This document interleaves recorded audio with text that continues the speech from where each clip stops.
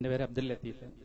എൻ്റെ ചോദ്യം, അതായത് മുഹമ്മദ് നബി സല്ലല്ലാഹു അലൈഹി വസല്ലമയെ കഴിഞ്ഞ ആഴ്ച മാതൃഭൂമിയുടെ പത്രത്തിൽ വന്ന വാർത്തയോടനുബന്ധിച്ച് ഒരു ഹിന്ദു സുഹൃത്തിനോട് സംസാരിച്ചപ്പോൾ അദ്ദേഹം പറയുന്നത്, മുഹമ്മദ് നബി സല്ലല്ലാഹു അലൈഹി വസല്ലം നിങ്ങൾക്ക് പ്രവാചകനാണ്, അതുപോലെ അവർക്ക് പശു ഒരു ദൈവമായിട്ട് അവർ കണക്കാക്കുന്നു, നിങ്ങൾ പക്ഷേ മുസ്ലിമീങ്ങൾ അവയെ ഒരു മൃഗവും മാംസവുമായിട്ട് കരുതുന്നു, അവ നിങ്ങൾ ഭക്ഷിക്കുന്നു. അപ്പോൾ അതുപോലെ പ്രവാചകൻ മുഹമ്മദ് നബി സല്ലല്ലാഹു അലൈഹി വസല്ലം താങ്കൾക്ക് അല്ലെങ്കിൽ മുസ്ലിമീങ്ങൾക്ക് പ്രവാചകനാകുന്നു, അവർക്ക് വെറും ഒരു മനുഷ്യനാകുന്നു.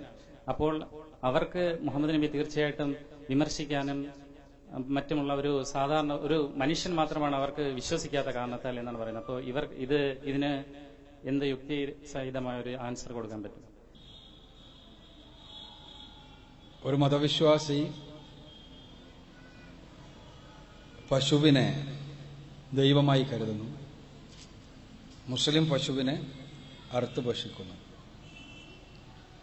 മുഹമ്മദ് നബിയെ മുസ്ലിം ആദരിക്കുന്നു, ഒരു അമുസ്ലിമിന് ആദരിക്കേണ്ട ബാധ്യതയില്ല. എങ്കിൽ എന്തുകൊണ്ട് മുഹമ്മദ് നബിയെ വിമർശിച്ചുകൂടാണ്? ഒന്നാമതായി തന്നെ ഒരാൾ ഒരു പശുവിനെ ആരാധിക്കുന്നുണ്ടെങ്കിൽ ആ ആരാധിക്കുന്ന പശുവിനെ പിടിച്ചു കൊണ്ടുപോയി അറുത്തു കൊന്ന് തിന്നണം എന്നൊരു മുസ്ലിമും പഠിപ്പിക്കുന്നില്ല, ഇസ്ലാം പറയുന്നേയില്ല.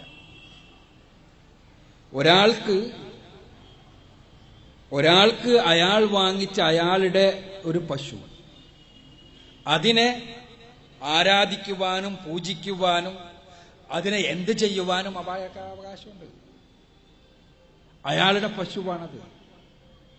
അതേസമയം ഒരു മുസ്ലിമിന്റെ അയാൾ വാങ്ങിയ പശു, അല്ലെങ്കിൽ ക്രിസ്ത്യാനി വാങ്ങിയ പശു, അതല്ലെങ്കിൽ വേറെ ഏതെങ്കിലും ഒരാളെ വാങ്ങിയ പശു, ആ പശുവിനെ അയാൾ അറുത്തുകൂടാന്നും അയാൾ ഭക്ഷിച്ചുകൂടാ എന്നും പറയുന്നതിനെയാണ് ഒരു ജനാധിപത്യ സമൂഹത്തിൽ ഒരിക്കലും പൊറുക്കാൻ കഴിയാത്ത കാര്യമാണ് എന്ന് പറയുന്നത്. ഇവിടെ ആരെങ്കിലും ആരാധിക്കുന്ന പശുവിനെ പിടിച്ചു കൊണ്ടുപോയി കൊല്ലണമെന്നോ ഭക്ഷിക്കണമെന്നോ ആരും പറയുന്നില്ല എന്നർത്ഥം.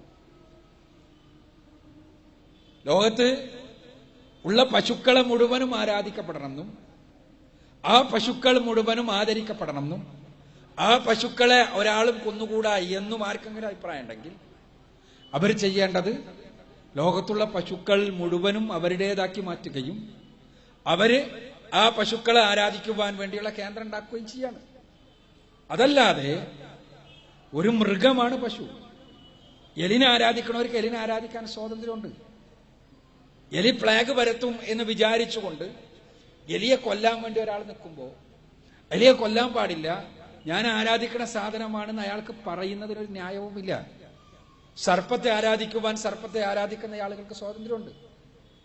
എന്റെ മകനെ പാമ്പ് കടിക്കാൻ വരുമ്പോ അതിനെ കൊല്ലാൻ വേണ്ടി ഞാൻ നിൽക്കുമ്പോൾ ഒരു സർപ്പാരാധകൻ അതിനെ കൊല്ലാൻ പാടില്ല എന്ന് പറയുന്നതിൽ ഒരർത്ഥമില്ല.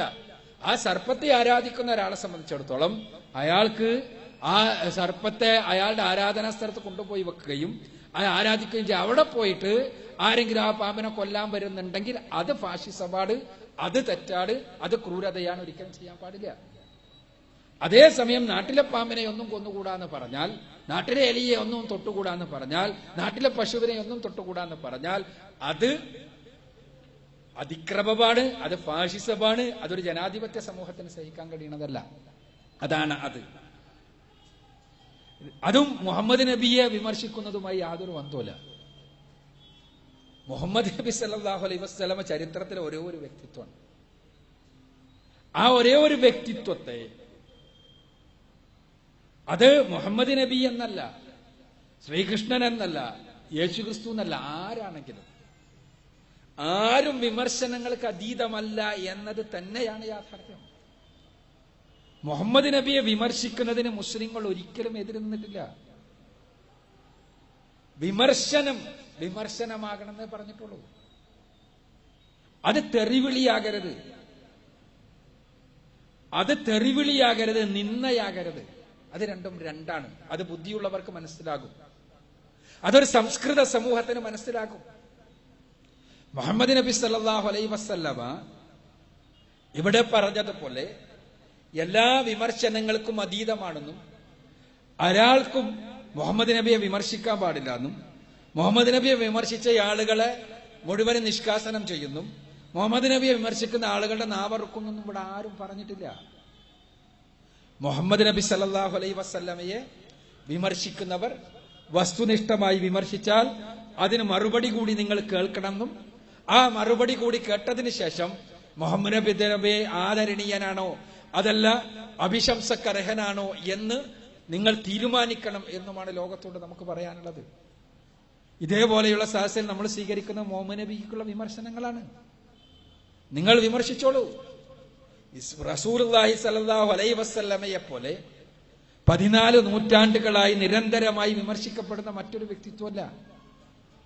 ആ വിമർശനങ്ങൾക്ക് വളരെ കൃത്യമായി മറുപടിയുള്ളത് കൊണ്ടാണ് പൊതുസമൂഹത്തിൽ തുറന്ന വേദിയിൽ പച്ചയായി 23 വർഷക്കാലഘട്ടത്തിലെ മുഹമ്മദ് നബിയുടെ ജീവിതം അവതരിപ്പിച്ചിട്ട് വിമർശിക്കാൻ തയ്യാറുള്ളവർക്ക് തുറന്ന സദസ്സ് നൽകുന്നത് ആ ജീവിതത്തെ വിമർശിച്ചു കഴിഞ്ഞാൽ വസ്തുനിഷ്ഠമായി വിമർശിക്കുന്ന ആളുകൾക്ക് കൃത്യമായി മറുപടി നൽകാൻ കഴിയും എന്നതുകൊണ്ട് തന്നെയാണ്.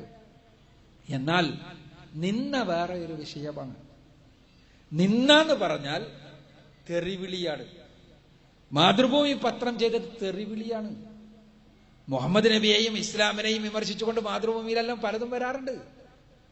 മാതൃഭൂമി ആഴ്ചപ്പതിപ്പ് കഴിഞ്ഞ കുറെ കാലമായിട്ട് എടുത്തു നോക്കിയാൽ ഇതേപോലുള്ള ഒരുപാട് ലേഖനങ്ങൾ വരാറുണ്ട്. ഏതെങ്കിലും വിമർശനത്തെ ഇസ്ലാം എതിർത്തിട്ടില്ല. മുസ്ലിങ്ങൾ ഒരിക്കലും ഭയപ്പെട്ടിട്ടില്ല.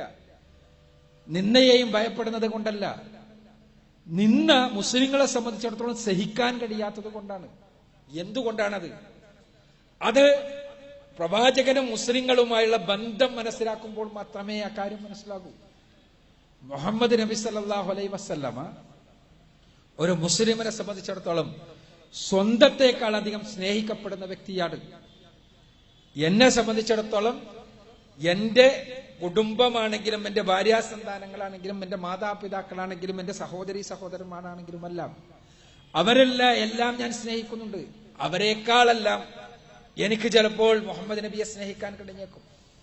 എന്നാൽ ഒരു മുസ്ലിമനല്ലാതെ ഒരിക്കലും മുഹമ്മദ് നബി സല്ലല്ലാഹു അലൈഹി വസല്ലമയെ സ്വന്തം ജീവനേക്കാൾ സ്നേഹിക്കാൻ കഴിയില്ല. അതുകൊണ്ട് തന്നെ ഒരു യുക്തിവാദിക്ക് ഇത് മനസ്സിലാകൂല. എന്തുകൊണ്ടാണ് നിന്ന പ്രയാസം ഉണ്ടാക്കുന്നത്? ഒരു ഇസ്ലാം വിരോധിക്ക് മനസ്സിലാവില്ല എന്തുകൊണ്ടാണ് നിന്ന പ്രയാസം ഉണ്ടാക്കുന്നത്. ഒരു മുസ്ലിമിനെ മുഹമ്മദ് റസൂലുള്ളാഹി സ്വല്ലല്ലാഹു അലൈഹി വസല്ലമ സ്വന്തം ജീവനേക്കാൾ സ്നേഹിക്കപ്പെടുന്ന വ്യക്തിയാണ്. പ്രവാചകൻ സല്ലല്ലാഹു അലൈഹി വസല്ലമയ്ക്കെതിരെ വരുന്ന കൂരമ്പുകളെ സ്വന്തം നെഞ്ചുകൊണ്ട് തടുത്തു നിർത്തിയവരാണ് പ്രവാചകൻ സല്ലല്ലാഹു അലൈഹി വസല്ലമയുടെ കാലഘട്ടത്തിലെ പ്രവാചകാനുചരന്മാർ. ഞാൻ മരിച്ചാലും പ്രവാചകന്റെ ശരീരത്തിൽ ഒരു അമ്പ് തട്ടാൻ പാടില്ല എന്ന് വിചാരിക്കുന്ന, ആ ശരീരത്തിന് വേദന പറ്റാൻ പാടില്ല എന്ന് വിചാരിക്കുന്ന ആ ഒരു സ്നേഹം.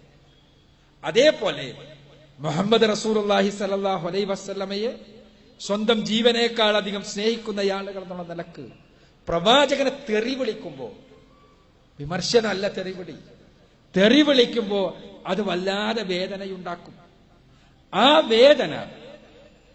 വേദന ഉണ്ടാക്കിയിട്ട് എന്താണ് ഒരു മാധ്യമത്തിന് കാര്യം? എന്താണ് ഒരു ജനാധിപത്യ സമൂഹത്തിൽ മെച്ചം? ഇതാണ് നമുക്ക് ചോദിക്കാനുള്ളത്. ഒരിക്കലും പ്രവാചകനെ എന്നല്ല ഒരു മഹത് വ്യക്തിയെയും തെറി പറഞ്ഞുകൂടാ എന്ന് തന്നെയാണ് മുസ്ലിങ്ങളുടെ അഭിപ്രായം. അത് ശ്രീകൃഷ്ണനാണെങ്കിലും യേശുക്രിസ്തു ആണെങ്കിലും ആരാണെങ്കിലും. എന്നാൽ മുഹമ്മദ് നബിയെ സല്ലല്ലാഹു അലൈഹി വസല്ലമയെ സംബന്ധിച്ചിടത്തോളം ശ്രീകൃഷ്ണനെ തെറി പറഞ്ഞാൽ ഹിന്ദുക്കൾക്ക് ആ രൂപത്തിൽ തോന്നുന്നില്ല, ക്രിസ്ത്യാനികൾക്ക് യേശുക്രിസ്തുവിനെ തെറി പറഞ്ഞാലും തോന്നുന്നില്ല, മുസ്ലിങ്ങൾക്ക് മാത്രം എന്തേ തോന്നുന്നത് എന്ന് ചില ആളുകൾ ചോദിച്ചു പോകുന്നുണ്ട്. അതിന് മറുപടിയാണ് ഞാൻ പറയുന്നത്. മറ്റേത് അവരാണ് പറയേണ്ടത്, യേശുക്രിസ്തുവിന്റെയും ശ്രീകൃഷ്ണന്റെയും അല്ല. ഒരു മുസ്ലിമിനെ സംബന്ധിച്ചിടത്തോളം മുഹമ്മദ് റസൂലുള്ളാഹി സ്വല്ലല്ലാഹു അലൈഹി വസല്ലമ അവരുടെ ജീവനേക്കാൾ, സ്വന്തം ജീവനേക്കാൾ, സ്വന്തം ശരീരത്തെക്കാൾ അവർ സ്നേഹിക്കുന്ന വ്യക്തിയാണ്.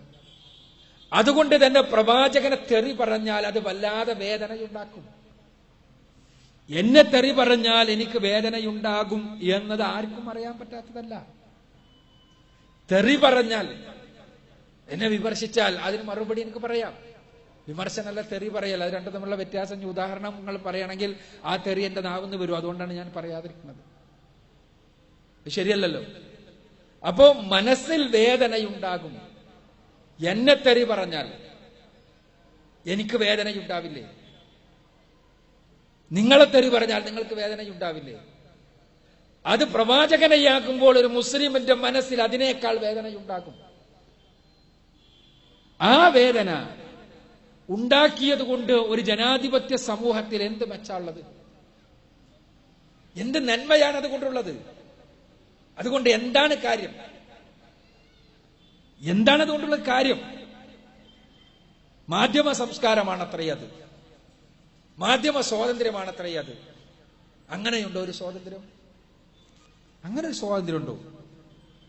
സ്വാതന്ത്ര്യം എന്ന് പറഞ്ഞാൽ സമൂഹത്തിൽ നന്മ നിലനിൽക്കുന്നതിന് വേണ്ടിയുള്ളതാണ് സ്വാതന്ത്ര്യം. എന്റെ സ്വാതന്ത്ര്യം എന്ന് പറഞ്ഞിട്ട് എനിക്കെന്തും പറയാൻ പറ്റുമോ? എന്തും ചെയ്യാൻ പറ്റുമോ? പറ്റില്ല. ലോകത്ത് ഇന്ത്യ രാജ്യത്തും ഈ രൂപത്തിലുള്ള നിയമങ്ങളുണ്ട്. മറ്റുള്ളവരുടെ വികാരങ്ങളെ വ്രണപ്പെടുത്തിക്കൊണ്ടുള്ള ഒരു സ്വാതന്ത്ര്യം പാടില്ല എന്ന് തന്നെയാണ് ഇന്ത്യന്റെ ഭരണഘടന പറയുന്നത്.